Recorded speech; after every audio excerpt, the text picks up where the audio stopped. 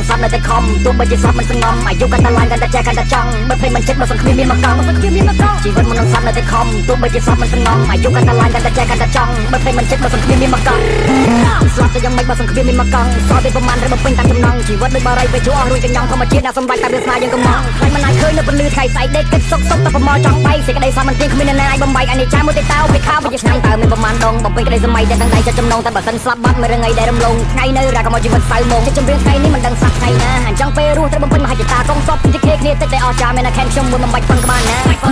អាយុកាន់តែឡើងកាន់តែចេះកាន់តែចង់កាន់តែស្អីកាន់តែឃ្លានគំនិតនៃជីវិតមកបង្ខំឲ្យខ្ញុំគិតទោះបីជួបរឿងប្រឌិតក៏មិនលឿនតែប្រណំអ្នកខ្លះគេមកជីហើយអ្នកខ្លះគេមកជន់ខ្លះគេមកគេព្រោះតែយើងអត់សម្គាល់តែចិត្តដូចជាស្ដេចដូចជាចៃវរ្ម័នមានតែពាក្យចេញចំបាំងតាមរបៀបគ្រប់ចំនួនចង់ជីរោរយមិនចង់ជាអសង្ឃបិចចង់ឲ្យគេចាំឈ្មោះដូចជាអិចចង់ឲ្យគេញៀនខ្ញុំដូចជាមើលរឿងសិចចង់នេះចង់នោះតូនខែមិនទាន់លេច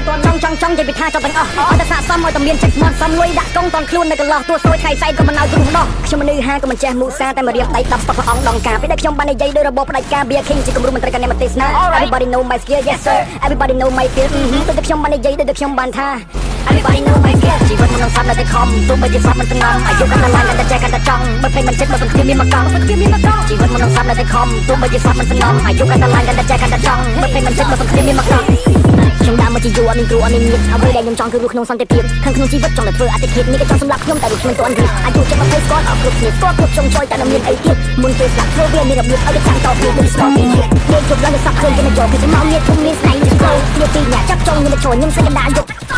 មិនទាន់ចង់ស្លាប់មុនអាយុ21ស្លាប់មុនជោគជ័យតែណាខ្ញុំទួយ Illuminati fuck ក៏មិនណាជួយបិទភ្នែកក៏មិនចិត្តមកទឹកយ៉ាងមួយមានណាបកៃនៅពេលដែលខ្ញុំស្រែកឆ្នាំ2020គេថាខ្ញុំចំឡៃបែកស្លុយសុកក៏ចង់មកចេះរ៉េបព្រោះមិនចង់អត់ប្រយោជន៍គេមើលងាយច្រើនពេកស្រីរត់ចោលក៏ព្រោះតែពាក្យក្របាត់មិនអស់ក៏ព្រោះមិនចេះចូលហើយពេលស្លាប់បាត់មិនមានអ្នកណាយកលុយច្រើនយ៉ាងណាពេលស្លាប់មិនណាយបដូរ